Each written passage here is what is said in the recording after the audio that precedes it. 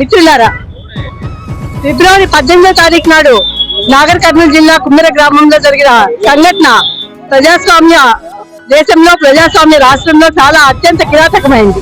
ముఖ్యమంత్రి రేవంత్ రెడ్డి గారు పరిపాలనలోకి వచ్చినప్పుడు చెప్పారు, నేను 6 హామీలతో పాటు 7వ హామీ కూడా ఇస్తున్నాను, ప్రజాస్వామ్యాన్ని ఈ రాష్ట్రంలో రక్షిస్తానని చెప్తున్నారు. అయితే ప్రజాస్వామ్యం రక్షించబడుతుందా భక్షించబడుతుందా అని ఇప్పుడు ఒక అనుమానం కింద మనందరికీ కూడా తోస్తోంది. ఎందుకంటే ఇందులో అనేక విషయాలు ఉన్నాయి.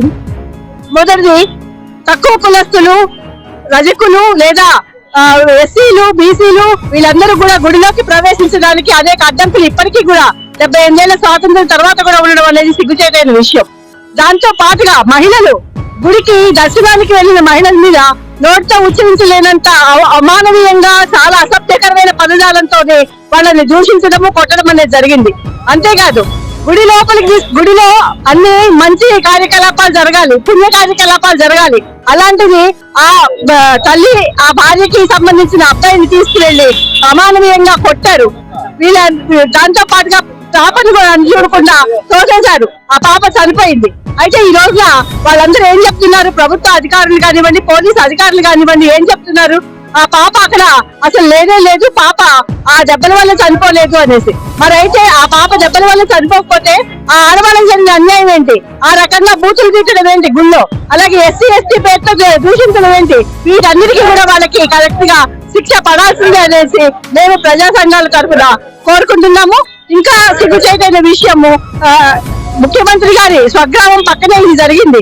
మరి మొత్తం లోకమంతా కోడైకి వస్తుంది, ఆయన దోషులని కాపాడుతున్నారు అని. ఆయన నిర్దోషిత్వాన్ని నిరూపించుకోవాలంటే ఈ రాష్ట్ర ముఖ్యమంత్రిగా, అలాగే ఈ రాష్ట్ర హోంమంత్రిగా ఆయన బాధ్యతలు నిర్వర్తించాలంటే దోషులను వెంటనే కఠినంగా శిక్షించాలి. ఎవరైతే బాధ్యతలు ఉన్నారో వాళ్ళకి రక్షణ కల్పించాలి. ఆ గ్రామంలో ఇప్పుడు మేము వెళ్ళి మాట్లాడినప్పుడు అసలు నిజం చెప్పడానికి కూడా భయపడిపోతున్న పరిస్థితి. రేపు వాళ్ళ ఆ బాధ్యతలు ఆ గ్రామానికి వెళ్ళినా కూడా వాళ్ళకి రక్షణ లభిస్తుందా లేదా అని భయపడుతున్న పరిస్థితి. కాబట్టి ఆ గ్రామంలో మరొకసారి ఇలాంటి సంఘటనలు జరగకుండా బాధితులకు రక్షణ కల్పించాలి. కానీ దురదృష్టవశాత్తు ఈ రోజు బాధితుల నుంచి కేసు నమోదు చేసుకోవాల్సింది పోయి బాధితులనే నేరస్తులుగా కూడా చూపించడం అనేది జరుగుతుంది. దీన్ని తీవ్రంగా ఖండిస్తున్నాము. కనీసం 15 రోజుల తర్వాత కూడా బాధితులకి న్యాయం జరగకపోవడం అనేది చాలా అన్యాయము. దీన్ని మొత్తము రాష్ట్ర ప్రజలందరూ కూడా ముక్త కంఠంతో ఖండించాల్సిన అవసరం ఉంది.